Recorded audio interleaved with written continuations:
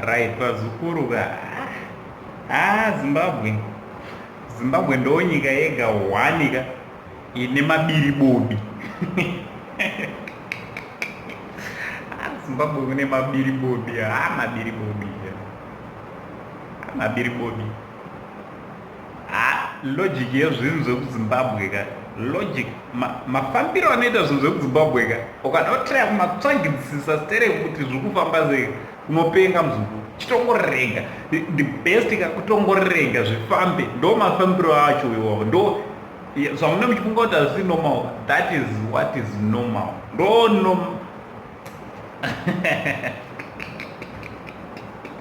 Asida wanza zvokutaura ndinobatwa mazwi kana ndichitaura, so rega nditange nyaya yangu.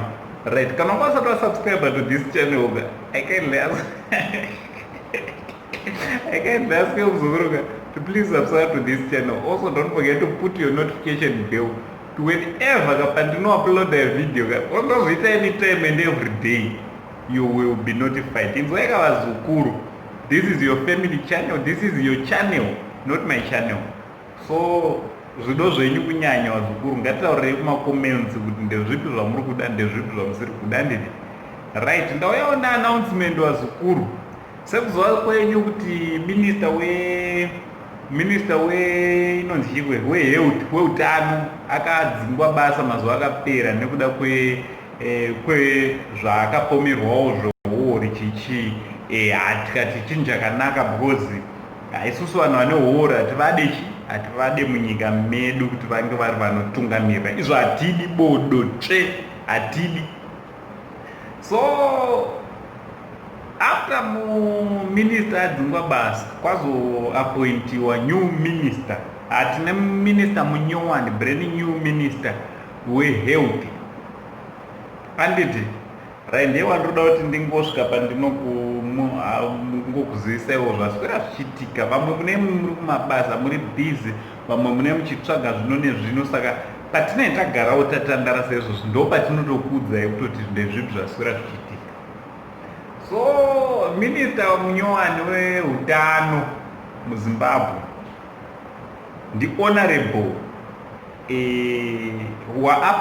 waappointiwa naHis Excellency the President of the Republic of Zimbabwe Emmerson Dambudzo Mnangagwa. Aappointiwa ndi Honorable Deputy President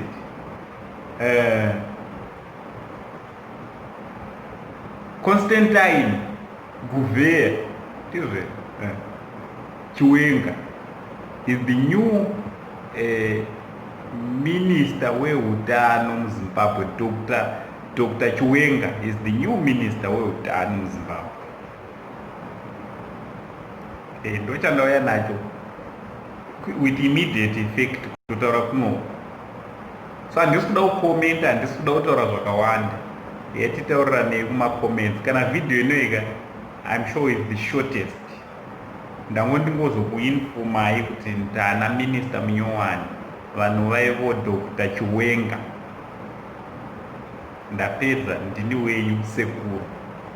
Because kana tichitaura vamwe kati tinozobatwa mazwi tonzi akati. Saka apa handina chandataura, ndangoannounce chete. Finish and clear. Much love.